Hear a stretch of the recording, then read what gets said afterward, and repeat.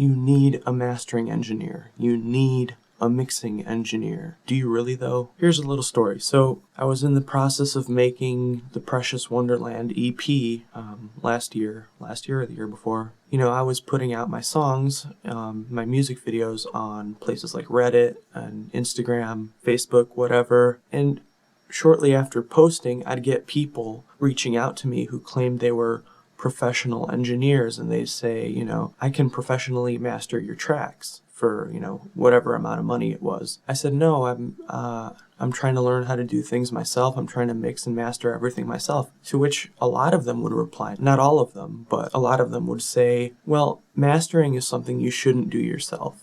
You need to pay somebody else to do that for you, or you need to get somebody else to do that for you professionally. And I think that's bullshit. And the more I started learning about mixing and mastering, and the more I started getting really good at it, in the past few months or so, the more I started to realize that maybe these people were saying that I needed to get my stuff professionally mastered. Maybe they were saying that just so that they could sell their services. And I don't know if they even listened to what I posted on Reddit or Instagram or Facebook.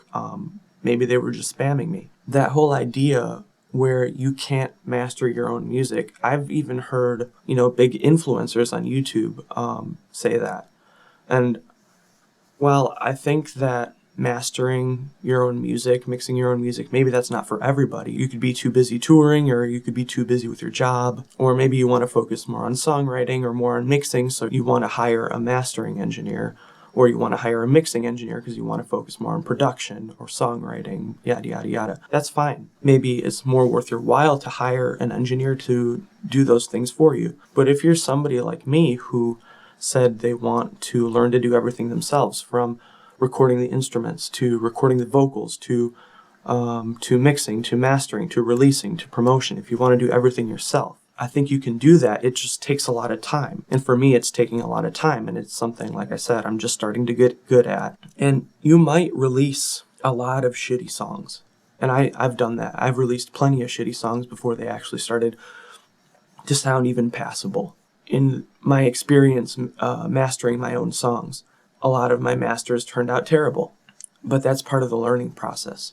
And if somebody is telling you that you need to pay for mastering, you need to pay for mixing, don't listen to those people. And if you're really not confident mastering your own stuff, or making mistakes along the way, if you want your songs to sound professional right from the get-go, you could hire a mixing and mastering engineer.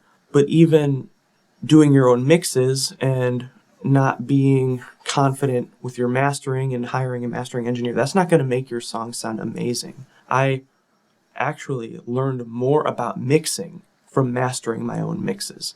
Well, the way I mix and master my music is I'll have a project file and I'll mix everything on the project file, but then I'll master it right in that same project file. So I don't export my mix and then master it. I literally master it right in that project file.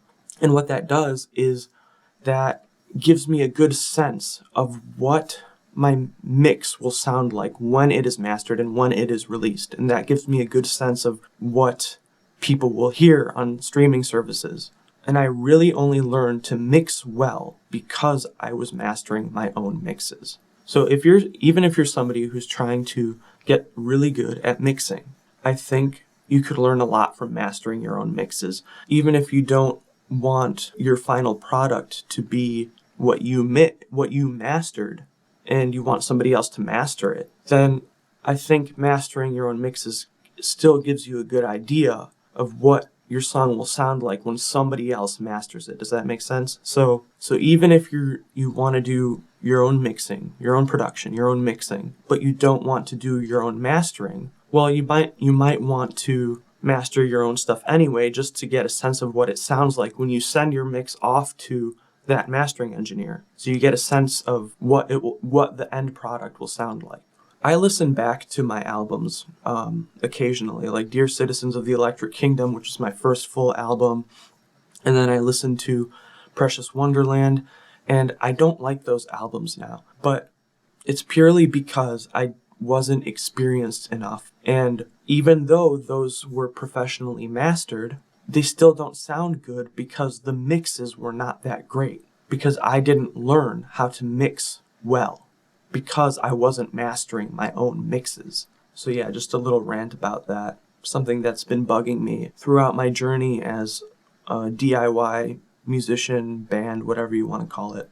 People will reach out to you and offer their services, and then when you decline, they'll be like, oh, but you need to pay for mastering. You need to pay somebody else to master your stuff. And that makes people who don't know a lot about mastering or who are learning about mastering, that makes people rethink what they're doing, and it makes them less confident.